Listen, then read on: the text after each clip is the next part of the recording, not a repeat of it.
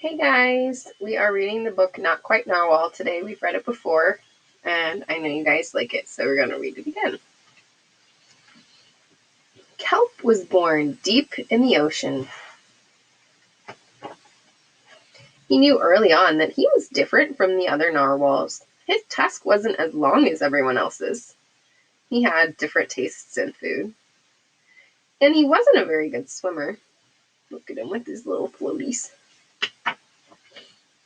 But his friends didn't seem to mind, so Kelp decided he wouldn't either.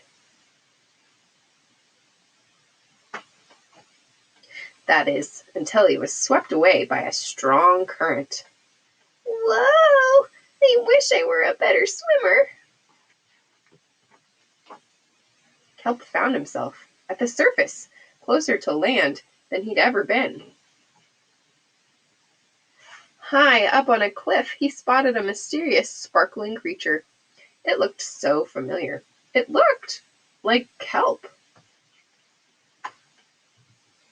Kelp swam toward land as fast as he could, which wasn't very fast at all, hoping that he could catch up with the creature that looked just like him.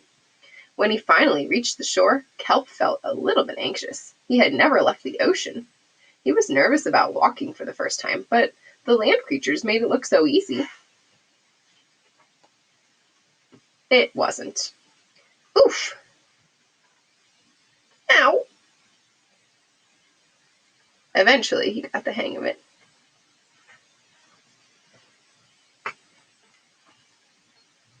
Everything on land was strange and beautiful, but also kind of scary. Kelp began to think he might never find the creature that looked just like him. But as he stumbled out of the forest, land narwhals! Actually, we're called unicorns. And by the looks of it, so are you. Look at all those rainbows. It's beautiful. Kelp had never heard of unicorns before. They taught him all sorts of new things about his tusk. We call them horns. Wow! They introduced him to unicorn delicacies, like the unicone, and they showed him how to gallop. There was no doubt that Kelp was, in fact, a unicorn. He was having so much fun that he didn't want to leave.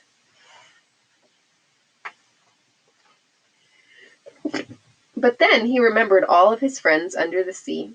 Kelp missed them terribly, so he said goodbye to the unicorns and returned to the ocean. Come back soon.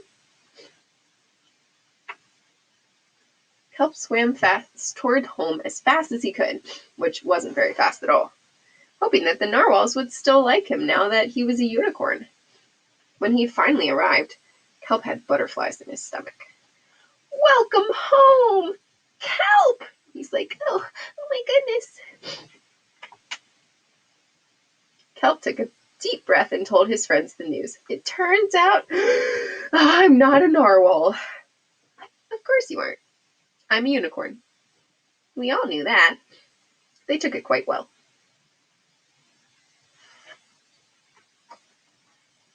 Kelp was happy to be home, but now that he'd experienced life on land with the unicorns, he couldn't seem to forget them. Did he want to be a land narwhal with the unicorns, or a sea unicorn with the narwhals? Kelp couldn't decide. But then he realized that maybe, just maybe,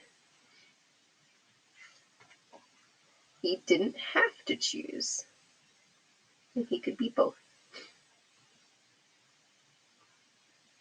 I'm a unicorn!